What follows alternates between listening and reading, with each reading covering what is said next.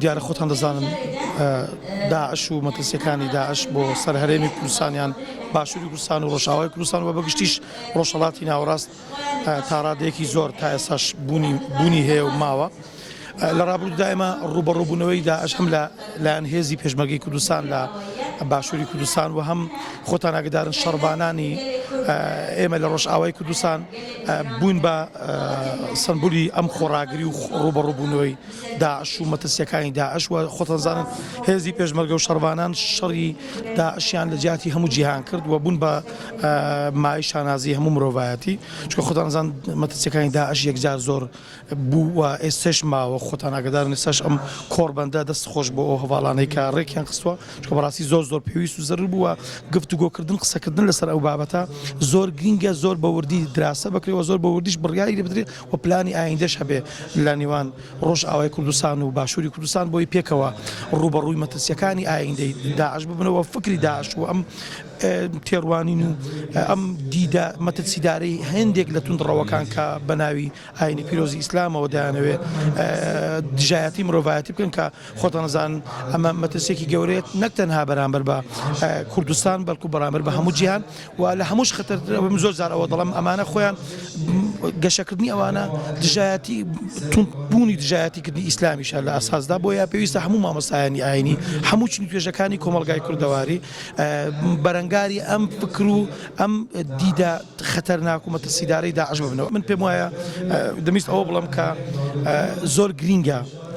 جۆرێک لە هاوپەیمانی و جۆرێک لە بەرەیەکی نیشتیمانی بەهێز لە نێوان باش و ڕۆژئاوا دروست بکرێت کە من دەمەوێتەوە بڵم بەڕاستی بەداخەوە ئێستا دەکەین کە زۆر جار ئەم بەرەیە خەریکە هەندێک لایەنیان هەندێک خەڵک بە جۆرێک لە جۆرەکان ئاوات و ئارەزووی تێکدانێتی کە ئەمەش خراپە بەڕاستی. من پێم وایە پێویستە ئەم هاوپەیمانی و ئەم بەرە نیشتیمانیە زۆر زیاتر بێ. من پێشترش لەگەڵ جەنابتان لە ڕابردوودا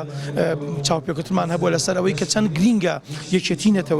نەتەوەکەمان بەهێز و بەهێزترکەین و چەند گرینگە بەرەیەکی بەهێزی نیشتیمانی دروستکەین نەک تەنها بۆ ڕوبەڕووبوونەوەی داعش بەڵکو بۆ هەموو ئەو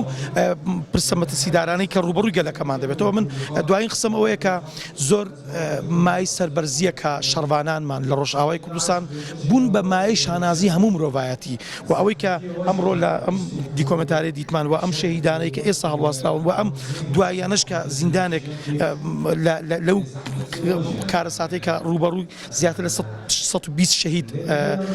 لێکەوتەوە دیسان خۆراگری شەڕبانان و خۆراگری ڕۆژئاوامان بۆ دەرکەوتوە بۆمان دەرکەوت کە خۆسەری ڕۆژئاوای کوردستان بەڕادەیەک بەرەو سەرکەوتن ڕۆیوە بەڕادەیەک گرنگ و گەورە بووە کە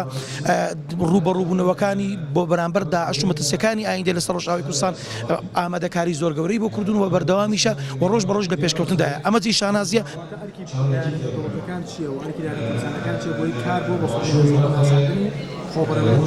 من پێم وایە ئەرکی سەرشانی لایەنە کوردستانیەکان و ڕەوەندی کورد لە دەرەوەی وڵات و هەموو کوردێکی تێکۆشەرەوەیە کە پشتیوانی ڕۆژئاوا بین بۆ فەرمیناساندنی ئەم هەرێمە جوان و دڵسۆز و تێکۆشەرە کە بەڕاستی نمونەیەکی یەکجار زۆر گەورەی پێشکەش کرد لە ڕوبەڕووبوونەوەی داعش و پێکەوە ژیانی دیموکراسیانە. ئەمە یەک دووشیان لە ڕووی نێودەوڵەتیشەوە من پێم وایە